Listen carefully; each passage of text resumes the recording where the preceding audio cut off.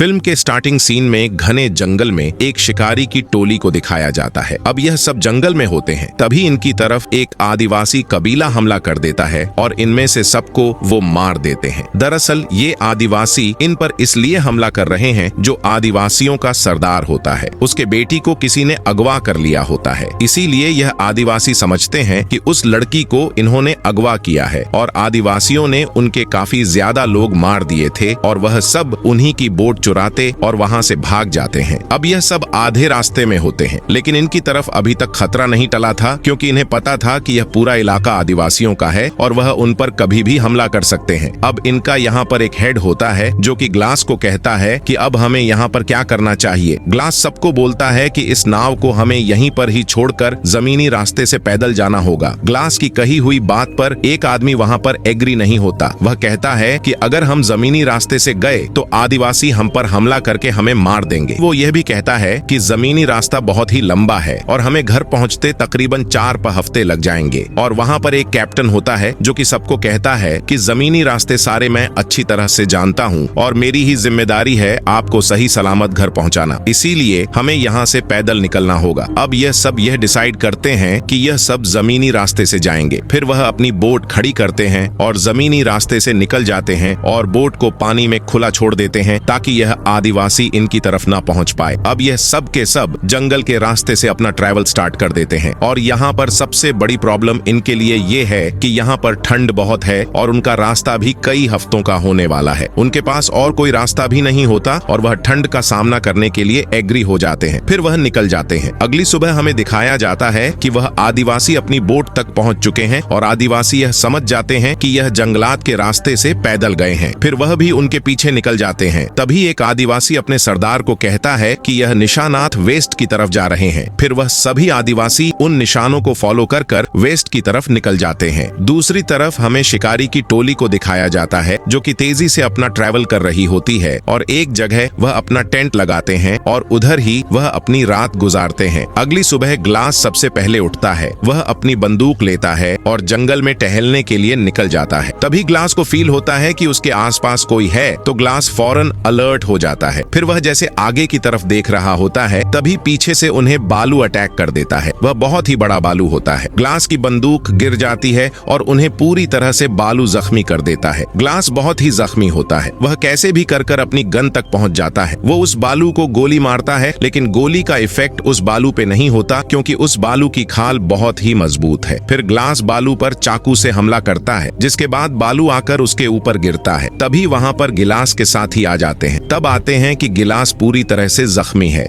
उसके गले से काफी ज्यादा खून निकल रहा था। दरअसल उस बार उन्होंने बहुत ही बुरी तरह से उसके गर्दन पर काटा था, जिसकी वजह से उसके गर्दन से बहुत ही खून निकल रहा था। साथ ही उसकी एक टांग भी टूट चुकी है, यानी कि वह भी चल नहीं सकता। दूसरी तरफ हमें आदिवासियों का सीन दिखाया जाता है जो कि जंगल में प्लान कर रहे होते हैं कि इनको कैसे भी करके हमें मारना है। दूसरी तरफ हमें दिखाया जाता है कि ग्लास के लिए वहाँ पर एक स्ट्रक्चर बना देते हैं और उस स्ट्रक्चर पे ग्लास को बिठाते हैं। फिर वहां से निकल जाते हैं, लेकिन आगे बहुत ही चढ़ाई वाला रास्ता है जिससे ग्लास को ऊपर ले जाना बहुत ही डिफिकल्ट होगा इनके लिए। तभी इनमें एक आदमी होता है जो कि सबको बोलता है गिलास के मुंह पर कपड़ा रखो। तो दरअसल वो ग्लास को गोली मारने वाला था, क्योंकि उसे लगता था कि ग्लास अब नहीं बचेगा, इसीलिए वो उनको मारने वाला था। तभी वहां पर 2 आदमी कैप्टन को कहती है कि ग्लास को छोड़ दो। फिर कैप्टन को ग्लास पर रहम आ जाता है और उसे छोड़ देता है और ग्लास यहाँ पर तड़प रहा होता है और उसे बाहर लेकर जाना लगभग बहुत ही डिफिकल्ट है। वहाँ पर कैप्टन सबको कहता है कि जो भी ग्लास के ऊपर रुकेगा मैं उन्हें $1 दूंगा। तभी वहाँ पर ग्लास का बेटा और उसके साथ 2 और भी लड़के मान जाते हैं ग्लास के ऊपर रुकने के लिए, और उन्हीं में से एक आदमी होता है जो कि सबको कहता है कि मैं यहाँ पर रुकूंगा और मुझे $300 चाहिए। और ग्लास का बेटा और उसके साथ एक और लड़का वो मान जाते हैं। वो उन्हें कहता है कि तुम हमारे डॉलर्स भी रख सकते हो